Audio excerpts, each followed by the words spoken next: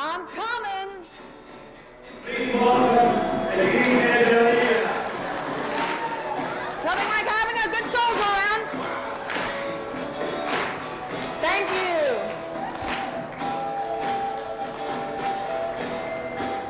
Good morning.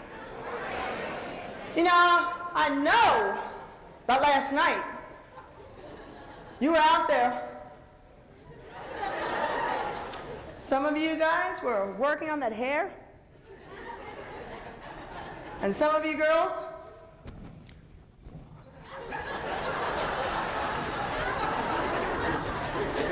you know what I'm talking about? I know people on the 9th floor were having fun, because I heard them till 5 o'clock this morning.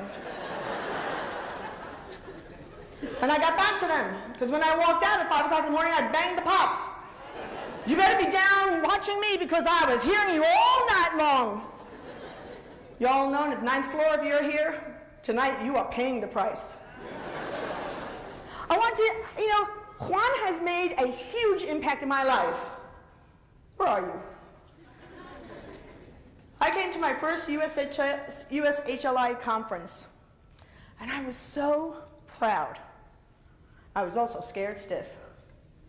I was going to see the great Juan Andrade. I was going to get the chance to go, oh, great one. Oh, master of Latino leadership. Emperor of us all. You know, and I got caught up, you know, oh, suit, you know, so I knew that he was a serious man. Tough. And I was going to fight for him. I was going to make him proud of us Latinas. Proud of us Latinos. You know what I'm talking about? So I go off, and I'm going to speak the next day. So I go up into my room, and I go to sleep. And I'm there, and it's quiet. And I hear loud boys singing loudly on a guitar.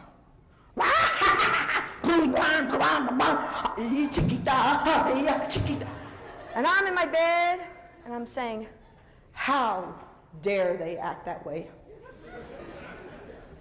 How dare they treat him that way? Don't we know we have sponsors here? We have to be proud. And I sat there. I was lying there. I did not want to get up. But again, the music. Now it's 3:30 in the morning. I'm from the Bronx, and I was in a gang, and I was ticked. And my book is called Sometimes You Need to Kick Your Own Butt. So there I'm in bed, comfy, with those comfy blankets, and in my head I'm going, I'm going to kill him. I'm going to kill him. How could they do this to Juan Andrade? How could they act this way?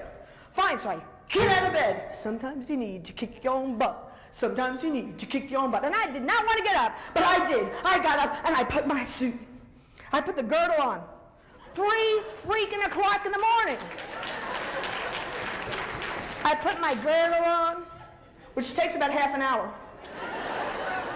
I put my girdle, got my suit on, and I go down with my best professional, indignant attitude.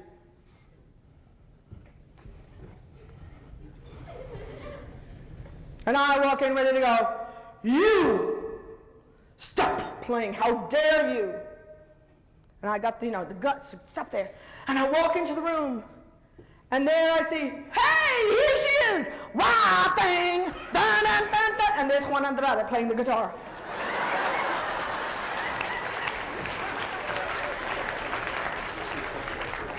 I got up at 3 freaking o'clock in the morning to deal with the bad boy.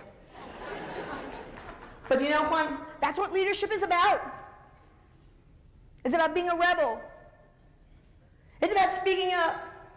It is so not about wearing the suit and going, It is so not about, oh, sir, yes, sir. No, sir. Of course, whatever you want, sir. It is more like, yo, give it to me now. Can I hear that? I said, give it to me now. What do you think, I'm working this morning? You're participating with me. Actually, what I want to share with you today is a lot of people don't know who I am. You see the outfit, you see the credentials, but you don't know where I came from, and I want to share a little bit about that. Actually, this is the first time I'm ever sharing at USHLI. And it's so funny because last night I was with Jimmy. I was all over these muckety mucks. And I got scared because it was like mi abuelita was here.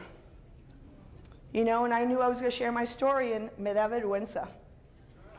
It does.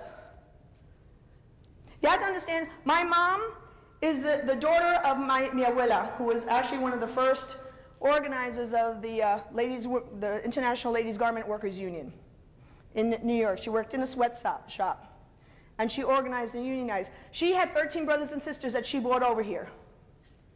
And they had my mom, well, not all 13, my grandmother had the 2 kids.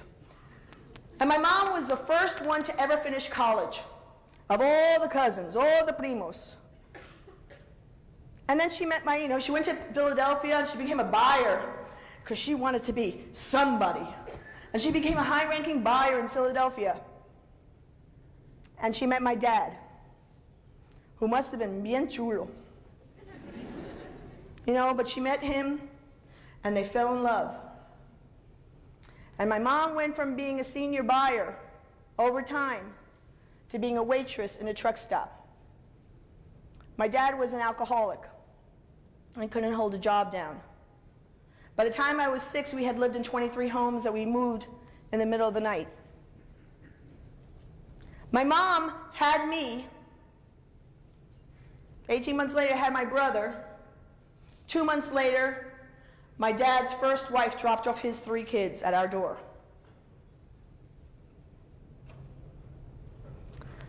They were taken away 2 years later by the mom who decided now she wanted them after my mother invested time. 2 years later, they told her, "You're back with Kathy. Kathy is my sister." Kathy became the local junkie. My mom finally figured out that my father was a bum and kicked that sucker out.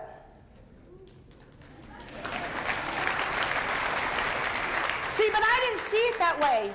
I didn't see it the way I thought I did something. I thought it was my fault. She went away, Mom went to Mexico, so by then you couldn't divorce here in New York, so she went to Mexico to get her divorce. While she was in Mexico, he came and kidnapped us, my brother and I. She called up from Mexico, she found her power. She used some words that I can't use here, Juan. She said, "Those kids better be there by 12. And he dropped us back at the house 4 days later at 12 o'clock on the stoop. It was the last time I saw him. At that point, I was 9 years old. Kathy, my sister, my mom had said, after 16 times of chasing her as she ran away, she had said at the same time, "Go one more time, you're never allowed back."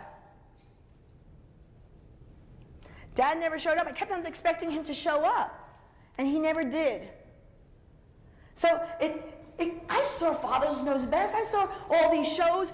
Daddy was always there, so if he wasn't there, it had to be because of me. And I knew, I grabbed the thought right then and there that I'd never, ever, ever be good enough. So why bother trying? I went to junior high school. When I went to junior high school, there was the black gang, there was the Puerto Rican gang, there was an Italian gang, there was all these gangs. And obviously, you already know them a little bit whacked out, yes? Hey, I know I am, so you can agree with me. And the way to do it is, I would wear my gang jacket and I'd go in, and I was the collaborator of gangs. I knew coalition building before it was even cool. I'd be there, and I had to check this out, check this out, check this out going on. And I was so angry because of my stuff that was going on in my life, because Kathy was now the local junkie, and everybody was saying, "You're going to be just like your sister."